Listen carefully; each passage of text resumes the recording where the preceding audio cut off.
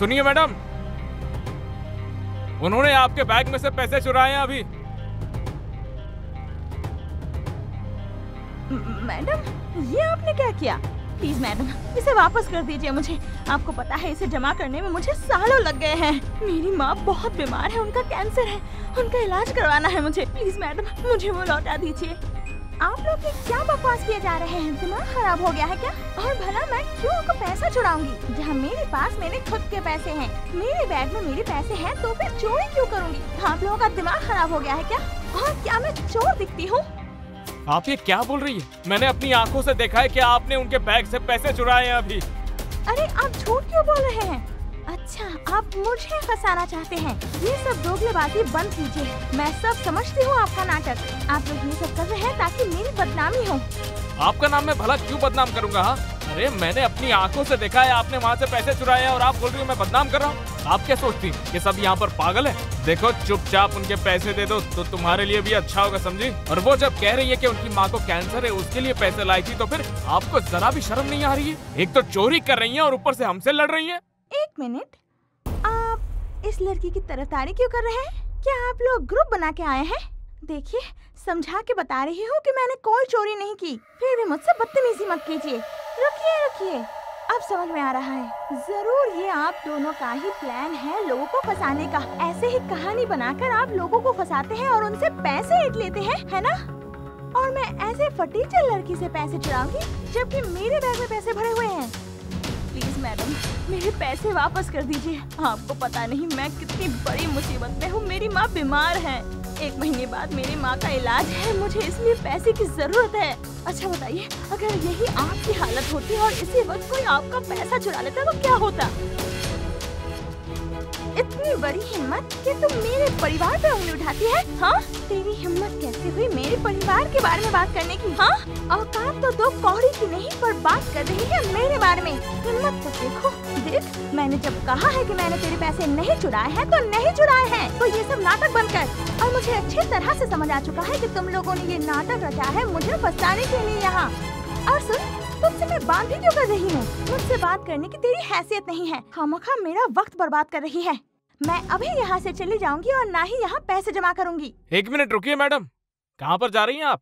एक तो आपने उनके पास से पैसे भी चुराए और अब आप उनसे झगड़ा करके उनको तमाचा भी मार रही हैं ऊपर से। हैं? सारी बैंकों में सीसीटीवी कैमरा होता है, हम उसकी फुटेज चेक करेंगे। और अगर आपने पैसे नहीं चुराए हैं तो फिर आपको डरने की क्या बात है? हाँ, तब तो आपको सीसीटीवी फुटेज चेक करने से कोई आपत्ति नहीं होगी। तो फिर चल के पहले सीसीटीवी की फुटेज चेक करते हैं। मैनेजर साहब, सीसीटीवी फुटेज चेक करवा सकते हैं क्या? सर, लेकिन यहाँ के सीसीटीवी कैमरा तो 2 दिन से बंद है। देख, मैंने 1000 बार कहा है कि मैंने पैसे नहीं चुराए हैं, फिर भी पूछताछ कर रहा है। और इसका कारण मुझे साफ साफ समझ आ चुका है कि तुम लोग मिलकर मुझे फंसा रहे हो। अच्छा बिजनेस है, पर मुझे फंसाना इतना आसान नहीं है। तुम लोगों के मुंह लगने का मेरे पास बिल्कुल भी वक्त नहीं है, तो मैं जा रही हूँ। तुम लोगों के साथ एक ही लाइन में खड़े होकर वैसे भी मेरा स्टैंडर्ड डाउन हो चुका है, तो मैं दूसरे बैंक में पैसे जमा करूंगी। मैं जाने वाली हूँ। मुझे रोकने की कोशिश की तो बहुत बुरा होगा। अरे रुकिए ना, जाने की इतनी जल्दी क्या हो रही है आपको? लगता है आपने चोरी की है इसलिए भाग रही है। चलो, सीसीटीवी खराब है, लेकिन अब हम आपकी तलाशी लेंगे, तब तो सब क्लियर हो जाएगा। क्या बोलता है भाई? जी, आप अपना बैग एक बार चेक करवा दीजिए ना। ओह अच्छा, तो मुझे अब चेक करने वाला है, वो भी एक लड़का होकर। एक लड़का होकर लड़के को चेक करेगा?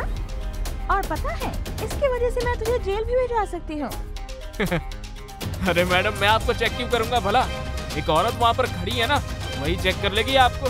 वैसे भी मैंने कह दिया है मैंने चोरी नहीं की है, तो चेक करने की बात आती ही कहाँ से है? और तुम लोग जिद पे क्यों रहे हो? मैं अभी यहाँ से जाने वाली हूँ। मुझे रोकने की कोशिश भी मत करना बिल्कुल भी, वरना अच्छा नहीं होगा। न्याय करना मुझे अच्छे से आता है, और तुमने उनकी बैग से पैसे चुराए, मैंने अपनी आंखों से देखा है। और ये लड़की कह रही है इसकी माँ को कैंसर है, ये सुनने के बाद भी आपको जरा भी शर्म नहीं आ रही है? और आप जानती हैं मैं कौन हूँ? मैं इस इलाके का पुलिस ऑफिसर हूँ, इंस्पेक्टर रूपल तिफत। और ये सब हमारा एक प्लान था। और ये लड़की कोई साधारण लड़की नहीं है, ये है लेडी कांस्टेबल मीरा। और तुम्हें पकड़ने के लिए हम कब से घूम रहे हैं। तुम्हें क्या लगा था कि तुम कभी पकड़ी नहीं जाओगी? हर चोर का दिन आता है, आज तुम्हारा भी दिन आ गया। यू आर अंडर अरेस्ट और तुम यहाँ से अब कहीं भी नहीं जा सकती हो, समझी? एक काम करो, वो जो पैसे तुमने चुराए हैं ना, वो पैसे इसे अभी दे दो।